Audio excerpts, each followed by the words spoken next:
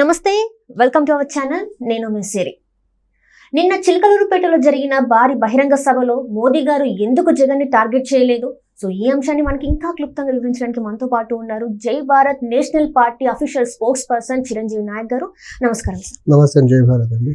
Sir, నిన్న చూస్తున్నట్టయితే అంత పెద్ద భారీ బహిరంగ సభ జరిగింది, కానీ అక్కడ ఎక్కడ కూడా మోదీ గారు జగన్ చేసి ఏం అభివృద్ధి చేశారు, ఏం చేయలేకపోయారు అనేది ఏం మాట్లాడలేకపోయారు. ఎందుకంటారు? అంటే ఒకటండి, నేను విన్నాను ఆ స్పీచ్ పూర్తిగా. ఆయన చాలా సేఫ్ గేమ్ ఆడుతున్నారంటే. నరేంద్ర మోదీ గారు ఏదైతే ఇప్పుడు ఆయన ప్రధానిగా ఉన్నారు, మళ్ళీ ప్రధానమంత్రి కావాలంటే ఆయనకు ఎంపీ సీట్లు, పర్టికులర్లీ లోక్సభ ఎంపీ సీట్లు చాలా కీలకం. ఆంధ్రప్రదేశ్ నుంచి 25 ఎంపీలు ఉన్నాయి. ఒక పక్క కూటమిగా ఉంటూ బీజేపీ, టీడీపీ, జనసేన నుంచి కూటమిగా వచ్చే సీట్లు ఆయనకు ఎలాగో వస్తాయి. The same time Jaganmohan Reddy గారికి ఆయన ఏమైనా బెటర్గా పెర్ఫామ్ చేయగలిగితే, ఆయనకు వచ్చే సీట్లు ఈయనకు మెజారిటీ తగ్గితే, లోక్సభలో బీజేపీ కానీ ఎన్డీఏ పక్షానికి తగ్గితే జగన్మోహన్ రెడ్డి లాంటి వాళ్ళ మద్దతు కూడా కూడగట్టుకోవాలి. కాబట్టి ఆయన జగన్ని స్పేర్ చేస్తున్నారు ఒకటి. ఇంకోటి, గత 5 సంవత్సరాలుగా 2019 నుంచి ఈ రోజు వరకు ముఖ్యమంత్రిగా జగన్మోహన్ రెడ్డి తీసుకున్న అనేక తప్పుడు నిర్ణయాలకి బీజేపీ వెనక నుంచి అండదండలు అందిస్తూ ఉంది. దానికి ప్రధానమైన కారణం ఏంటంటే, బీజేపీ తీసుకొచ్చిన ప్రతి బిల్లుకి లోక్సభలో ఆ రాజ్యసభలో రెండిట్లో వైసీపీ మద్దతుగానే నిలుస్తూ ఉంది. టీడీపీకి ఉన్న ఒకళ్ళిద్దరు ఎంపీలు కూడా లోక్సభలో మద్దతుగా నిలుస్తున్నారు, రాజ్యసభలో కూడా. పర్టికులర్లీ రాజ్యసభలో బీజేపీకి సంపూర్ణ మెజారిటీ లేదు కాబట్టి అక్కడ బిల్ పాస్ కావాలంటే చాలా మిత్రపక్షాలు కాకుండా వేరే వాళ్ళు కూడా బయట నుంచి సపోర్ట్ చేయాల్సిన అవసరం ఉంటుంది. ఆ విషయంలో జగన్మోహన్ రెడ్డి గారు గత 5 సంవత్సరాలుగా అన్కండిషనల్ సపోర్ట్ బీజేపీకి సెంటర్లో బిల్ పాస్ అయ్యే అంశాల్లో ఇస్తున్నారు. దాన్ని బేస్ చేసుకొని ఇలాంటి అన్కండిషనల్గా సపోర్ట్ ఇచ్చే ఒక వ్యక్తిని మనం దూరం చేసుకోవడం ఎందుకు అనే ఒక ఉద్దేశంతో సేఫ్ గేమ్ ఆడుతున్నట్టు కనిపిస్తా ఉంది అందులో. అంటే ఇప్పుడు జనాలు నమ్మచ్చా ఇన్ని రోజులు తెర వెనుక ఉంది బంధం నిజమే అని? 100% కదా. ఇప్పుడు ఆయన అంటారు, ఏపీలో మినిస్టర్స్ కరప్షన్ విషయంలో ఒకళ్ళకొకళ్ళు పోటీ పడుతున్నారు అంటున్నారు. మినిస్టర్స్ కరప్షన్ చేస్తూ ఉంటే ముఖ్యమంత్రి నిద్రపోతున్నారు అక్కడ. ఇప్పుడు బీజేపీ ఉందండి, సెంట్రల్ ఏజెన్సీస్ సిబిఐ కానీ, ఈడీ కానీ, లేకపోతే ఇన్కమ్ ట్యాక్స్ డిపార్ట్మెంట్ కానివ్వండి, వేరే వేరే రాష్ట్రాల్లో ఎమ్మెల్యేలు, ఎంపీలు, తర్వాత ముఖ్యమంత్రి బంధువులు, ముఖ్యమంత్రులు, సాక్షాత్ మనం జార్ఖండ్లో చూసాం. శిబు సోరెన్ గారు, హేమంత్ సోరెన్ గారు ఏం చేశారనేది. అవినీతి కేసుల్లో, ఈడీ కేసుల్లో ఆయన్ని బుక్ చేసి జైలుకి పంపించారు. మొన్న మనం కవితని చూసాం ఇక్కడ ఏం చేశారనేది. ఇంత చేస్తుంటే వివిధ రాష్ట్రాల్లో ప్రాంతీయ పార్టీల మీద ఇంత బొక్కుపాదం మోపే బీజేపీ వాళ్ళ మాట వింటే ఒకలా, వినకపోతే ఇంకోలా చేసే బీజేపీ ఆంధ్రప్రదేశ్లో ఎంపీలు, మీరు సాక్షాత్ ప్రధానమంత్రి గారే ఆంధ్రప్రదేశ్లో మంత్రులు ఒకళ్ళు పోటీ పడుతున్నారు అవినీతి విషయంలో అన్నారు. మీరు వీళ్ళ మీద ఎందుకు సిబిఐ ఎంక్వైరీ జరగట్లేదు? ED attachment ED enquiry, raid జరగట్లేదు? ఇన్కమ్ ట్యాక్స్ అఫీషియల్స్ రైడ్ చేయట్లేదు? అన్ని రాష్ట్రాల్లో చేసే మీరు మహారాష్ట్రలో చేశారు, బీహార్లో చేశారు, తెలంగాణలో చేశారు, జార్ఖండ్లో చేశారు, మధ్యప్రదేశ్లో చేశారు, ఛత్తీస్గఢ్లో చేశారు. మీరు వీళ్ళు ఎందుకు పర్టికులర్లీ ఆంధ్రప్రదేశ్ని స్పేర్ చేస్తున్నారు? అవినీతి జరుగుతుందని ముఖ్యమంత్రి గారే అంటున్నారు. వేరే వేరే రాష్ట్రాల్లో అవినీతి చేస్తున్నారని ఏజెన్సీస్ రైడ్ చేస్తున్నాయి. ఆంధ్రప్రదేశ్ విషయంలో ఎందుకు రైడ్ చేయరు వీళ్ళు? వాళ్ళ మీద ఎందుకు యాక్షన్? వీళ్ళ మధ్య ఉన్న సీక్రెట్ అండర్స్టాండింగ్ అది. ఈయన ఎన్ని తప్పులు చేసినా చూసి చూడనట్టు వెళ్ళిపోతారు. దానికి కారణం ఏంటంటే రాజ్యసభలో వీళ్ళకి కావాల్సిన మద్దతు ఇస్తుంటాడు. ఇంకోటి, రాష్ట్రానికి రావాల్సిన అంశాలు ఏవైనా కానివ్వండి అడిగేదానికి ముఖ్యమంత్రి గారు ముందుకెళ్లరు. మరి వాళ్ళు కొన్ని సందర్భాలలో మేము అన్ని చేశాము, కానీ ముఖ్యమంత్రి ఏం మాట్లాడలేదు, మేము అన్ని రకాలుగా సపోర్ట్ చేయడానికి రెడీ ఉన్నామని చెప్పేసి నిన్న స్పీచ్ లో ఆయన చెప్పారు. ఆయన ఏం చేశారు? ఎన్డీఏ ముఖ్యమంత్రిగా ఆయన ఆంధ్రప్రదేశ్కి చేసింది పెద్ద గుండు సున్నా అండి.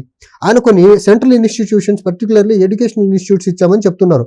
అవన్నీ ఏపీ రీఆర్గనైజేషన్ యాక్ట్ లో అప్పుడు కాంగ్రెస్ ఆంధ్రప్రదేశ్ తెలంగాణగా విడదీస్తున్నప్పుడు చట్టంలో పొందుపరిచిన అంశాలు కొన్ని ఎడ్యుకేషనల్ ఇన్స్టిట్యూట్స్ ఇచ్చారు తప్ప, అదే చట్టంలో పొందుపరిచిన రైల్వే జోన్ ఇవ్వలేదు, అదే చట్టంలో పొందుపరిచిన పోలవరం ప్రాజెక్ట్ ఈ రోజుకు పూర్తి కాలేదు, అదే చట్టంలో పొందుపరిచిన కడప స్టీల్ ప్లాంట్ ఈ రోజుకు పూర్తి కాలేదు, అదే చట్టంలో పొందుపరిచిన మనకు బ్యాక్వర్డ్ రీజన్ గ్రాంట్ ఫండ్స్ సరిగ్గా రావట్లేదు, అదే చట్టంలో పొందుపరిచిన రాజధానికి వీళ్ళు సెంట్రల్ గవర్నమెంట్ నుంచి ఇవ్వాల్సిన సపోర్ట్ ఇవ్వట్లేదు. వీటి గురించి ఎందుకు మాట్లాడరు ఆయన? అది చట్టంలో పొందుపరిచిన అంశాలని కొన్ని ఇచ్చి అవి కూడా ఎన్డీఏ ఇచ్చిందని ఎన్నో పచ్చి అబద్ధం మాట్లాడారు ప్రధానమంత్రి గారు చిలకలూరుపేట సభ నుంచి. అదే ప్రధానమంత్రి గారు ఇంకొక మోసం ఏంటంటే ఆయన చేస్తుంది, 10 సంవత్సరాలుగా ఆంధ్రప్రదేశ్కి 10 సంవత్సరాల ప్రత్యేక తరగతి హోదా ఇస్తానని చెప్పిన వ్యక్తి, తిరుపతి సాక్షిగా చెప్పిన వ్యక్తి 10 సంవత్సరాలు ఈ రోజుకి ఇవ్వలేదు కదా. కానీ వాళ్ళు కట్టుబడి ఉన్నామని చెప్తున్నారు కదా. దేనికి కట్టుబడి ఉన్నారు వాళ్ళు? రాజధాని అమరావతి అని ఇప్పటికి కూడా మేము ఇప్పుడు కట్టుబడి ఉన్నాం. ఇప్పుడు అమరావతి కట్టుబడి ఉన్నారండి. మీరు గుప్పెడు మట్టి ఇచ్చారు, చెంబుడు నీళ్లు ఇచ్చారు తప్ప మీరు నిధులేమి ఇచ్చారు ఆంధ్రప్రదేశ్ రాజధాని కట్టడానికి? ఒకటి, మీరు రాజధాని అమరావతి కట్టుబడి ఉంటే జగన్ మూడు ముక్కుల ఆట ఆడుతా ఉంటే మీరు ఎందుకు నిద్రపోతున్నారు దుప్పటి కప్పుకొని? అంటే ఈ 3 రాజధానుల అంశం వాళ్ళకు కూడా తెలిసి వాళ్ళు support చేస్తున్నారు తెలిసి కదా. మీరు జగన్మోహన్ రెడ్డిని సపోర్ట్ చేస్తున్నారు కదా. మీరు రాష్ట్ర నాయకత్వం ఏమో అమరావతి రాజధాని అంటది, జగన్ మూడు ముక్కల ఆట ఆడుతా ఉంటే కేంద్ర ప్రభుత్వం ఒక్క మాట మాట్లాడదు దాని మీద. వీళ్ళు జగన్ ని డైరెక్ట్ గా సపోర్ట్ చేస్తున్నారు జగన్ చేసే అన్ని పాలసీల్లో. మరి ఈ కూటమిని ఎలా చూడాలి? మరి ఇప్పుడు వీళ్ళు ఇక్కడ టీడీపీ ఇప్పుడు మనం ఇక్కడ ఒకటి చూడాలండి. ఇప్పుడు కూటమిలో 2019లో పవన్ కళ్యాణ్ గారు వీళ్ళతో పొత్తు పెట్టుకున్నా, ఇప్పుడు చంద్రబాబు నాయుడు గారు ఎన్డీఏలోకి వెళ్ళినా వీళ్ళు ఢిల్లీ వెళ్ళి వాళ్ళని బతిమిలాడి వాళ్ళ పొత్తులోకి వెళ్ళారు. వీళ్ళు బతిమిలాడి వెళ్ళారు కాబట్టి వీళ్ళు బతిమిలాడి వచ్చారు, మనం చెప్పింది వీళ్ళు వింటారనే ఒక నిర్లక్ష్య ధోరణిలో ఉన్నారు. వీళ్ళు పొత్తు పెట్టుకున్నారు సరే, ఆంధ్రప్రదేశ్కి రావాల్సిన అంశాలు ఏవి ప్రధానమంత్రి గారు నిన్న మాట్లాడలేదే. రైల్వే జోన్ కానివ్వండి, మనకు మన స్పెషల్ కేటగిరీ స్టేటస్ కానివ్వండి, పోలవరం ప్రాజెక్ట్ కానివ్వండి, కడప స్టీల్ ప్లాంట్ కానివ్వండి, రాజధాని గురించి ఒక్క మాట మాట్లాడాలి నరేంద్ర మోదీ గారు. ఇంకా ఆయన ఆంధ్రప్రదేశ్కి మేలు చేస్తారని ఎలా నమ్ముతారు? లేకపోతే కూటమి పక్షాన్ని ఉంటారని ఎలా అంటారు? జగన్మోహన్ రెడ్డి గారి మద్యం పాలసీ మీద ఒక మాట మాట్లాడలేదు, జగన్మోహన్ రెడ్డి గారు మూడు రాజధానుల మీద ఒక మాట మాట్లాడలేదు, వివేకానంద రెడ్డి గారి హత్య మీద ఒక మాట మాట్లాడలేదు.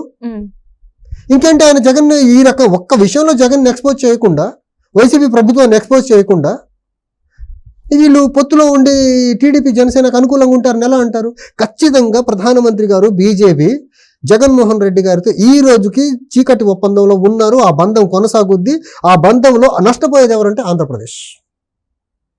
టీడీపీ జనసేన కాదు నష్టపోయేది, ఆంధ్రప్రదేశ్ ప్రజలు నష్టపోతారు. రాజధాని రాక, పోలవరం పూర్తి కాక, రైల్వే జోన్ రాక, సెంట్రల్ గవర్నమెంట్ నుంచి రావాల్సిన ఫండ్స్ ప్రాపర్ గా రాక వీళ్ళు అడగలేరు.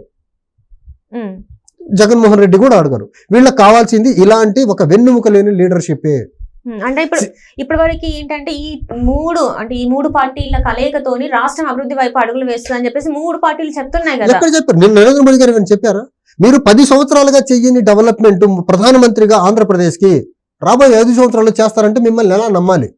మరి 10 సంవత్సరాలు ఎందుకు చేయలేదు? ఎందుకు అడిగే వాళ్ళు ఎవరు అడిగారు? నిన్న ప్రధానమంత్రి గారు డాష్ మీద కూర్చున్నారు, పవన్ కళ్యాణ్ గారు మాట్లాడారు, చంద్రబాబు గారు మాట్లాడారు. సార్ మనం పొత్తు పెట్టుకున్నాం సరే, మనకు పెండింగ్ లో ఉన్న ప్రత్యేక హోదా ఏది, పెండింగ్ లో ఉన్న రైల్వే జోన్ ఏది, ఇంకా పూర్తి కాని పోలవరం ప్రాజెక్ట్ ఎప్పుడు పూర్తి అవుతుంది, ఇప్పటికీ శంకుస్థాపన చేసి ముందుకు అడుగులేని కడప స్టీల్ ప్లాంట్ ఎక్కడ, ప్రైవేట్ పరం చేయాలనుకున్న విశాఖ స్టీల్ ప్లాంట్ గురించి ఏమనుకుంటున్నారు అని అడగాలి కదా వీళ్ళు.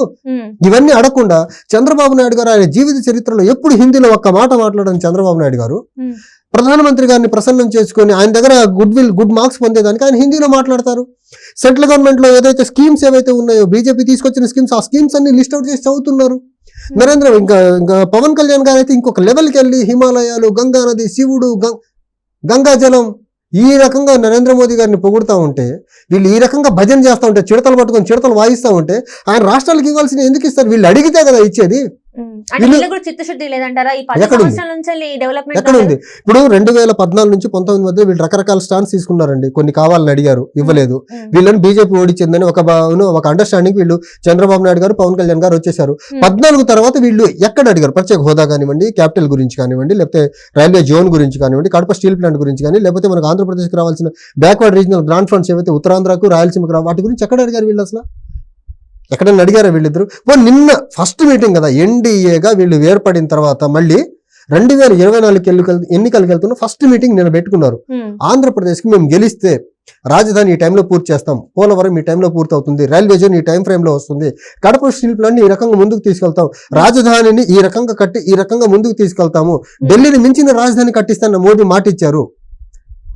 ఆ రకంగా వీళ్ళు కార్యాచరణ వల్ల నిన్న ముగ్గురు ఒకళ్ళనే ప్రకటించారు.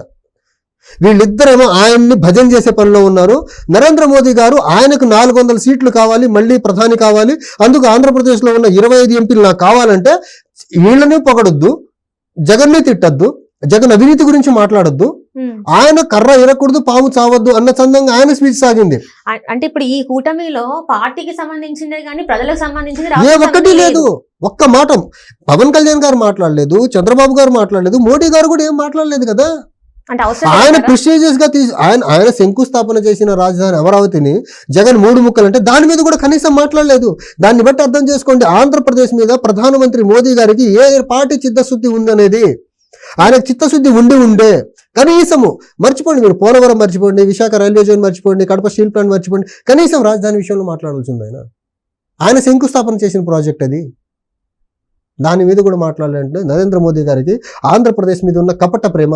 ఆయనకు ఆంధ్రప్రదేశ్లో ఉన్న 25 లోక్సభ స్థానాలు కావాలి. అందుకని వీళ్లతో ఒక రకంగా డైరెక్ట్ పొత్తులో ఉన్నారు, వైసీపీతో ఇండైరెక్ట్ పొత్తులో ఉన్నారు ఆయన. అందుకని వైసీపీని ఒక్క మాటం లేదు, ఆయన జగన్మోహన్ రెడ్డి గారిని ఒక్క మాటం లేదు. వీళ్ళిద్దరు చంద్రబాబు గారు పవన్ కళ్యాణ్ గారు భజన చేస్తా ఉంటే చిడతలు పట్టుకొని బ్రహ్మాండంగా ఆస్వాదిస్తున్నారు ఆయన అక్కడ కూర్చొని. రైట్. సో ఈ పొత్తు వల్ల మళ్ళీ రాష్ట్రానికి ఎట్లాంటి అభివృద్ధి లేదు అంటారు? ఖచ్చితంగా రాబోయే 5 సంవత్సరాలు ఆంధ్రప్రదేశ్ కి బీజేపీ మరొక రకంగా మోసం చేయబోతుంది. ఆ మోసంలో టీడీపీ, వైఎస్ఆర్సీపీ, జనసేన ముగ్గురు భాగస్వాములు అవుతారు. బీజేపీకి కొమ్ము కాస్తా ఉంటారు. బీజేపీ గొడుగు కింద వీళ్ళిద్దరు నీడను పొందుతా ఆంధ్రప్రదేశ్కి మరొక 5 సంవత్సరాలు వీళ్ళు ద్రోహం చేస్తున్నారు. అందుకని ఆంధ్రప్రదేశ్ ప్రజలకు జై భారత్ నేషనల్ పార్టీ నుంచి మా హంబుల్ రిక్వెస్ట్ ఒకటేనండి, 10 సంవత్సరాలుగా నరేంద్ర మోదీ గారు ఆంధ్రప్రదేశ్కి ఏదీ చేయలేదు. నిన్నటి మీటింగ్ లో చిలకలూరిపేట నుంచి ఏం చేస్తారో చెప్పలేదు. సో దయచేసి ఈ కూటమిని గానీ చీకటి మిత్రుడిగా ఉన్న జగన్మోహన్ రెడ్డి గారిని మీరు ఓటేస్తే మీరు ఆంధ్రప్రదేశ్ ప్రజలు మిమ్మల్ని మీరే ద్రోహం చేసుకున్న వాళ్ళు అవుతారు. దయచేసి ఆలోచించండి. జై భారత్ నేషనల్ పార్టీ ఆధ్వర్యంలో వస్తున్నటువంటి AP United front JD Lakshminarayana గారు లీడ్ చేస్తున్నారు. దీన్ని ప్రజలు విజ్ఞతతో ఆలోచించి ఓటేయండి. ఆల్టర్నేటివ్ ఒక ఫోర్స్ గా మమ్మల్ని ముందుకు తీసుకురాగలిగితే ఆంధ్రప్రదేశ్ గొంతుకల్ని చట్టసభల్లో, పార్లమెంట్లో కానివ్వండి, అసెంబ్లీలో కానీ చాలా బలంగా వినిపించగలం. మేము రాష్ట్రం యొక్క హక్కుల్ని సాధించగలము, హక్కుల్ని కాపాడగలం మేము. ఇది మీ చేతుల్లోనే ఉంది. వీళ్ళిచ్చే ప్రలోభాలకు మోసపోయి, ప్రలోభాలకు గురైపోయి మీరు ఈ కూటమికి కానీ వైసీపీకి కానీ ఓటు వేయగలిగితే ఆంధ్రప్రదేశ్కి ఇంకొక 5 సంవత్సరాలు రాజధాని ఉండదు, పోలవరం పూర్తి కాదు, రైల్వే జోన్ రాదు, కడప స్టీల్ ప్లాంట్ రాదు, మనకు వెనుకబడిన ప్రాంతాలకు స్పెషల్ గ్రాంట్ ఏదైతే రాదు అది కూడా రాదు. మళ్ళీ 10 సంవత్సరాలు నరేంద్ర మోడీ వీళ్ళు ముగ్గురు అడ్డం పెట్టుకొని అదే రకమైన ఆట ఆడతాడు. మనకు ఏ రకంగా కూడా ఆంధ్రప్రదేశ్ని అభివృద్ధి పరంగా ముందుకు తీసుకెళ్లలేడు. 10 సంవత్సరాల్లో ఒక్క రూపాయి అడిషనల్ గా ఇవ్వని ఎన్డీఏ ప్రభుత్వము రాబోయే 5 సంవత్సరాలు ఇస్తారని ఎలా నమ్ముతారు మీరు? ఒక్కసారి విజ్ఞతతో ఆలోచించండి. రాష్ట్ర హితం కోసం ఆలోచించండి. కుల మతాలకు అతీతంగా, ప్రాంతాలకు అతీతంగా రాష్ట్రం కోసం ఆలోచించి ముందుకు అడుగేయండి. This is our humble request from the Jai Bharat national Party and to the people of Andhra Pradesh. Right sir, right. Thank you so much. Thank you అండి.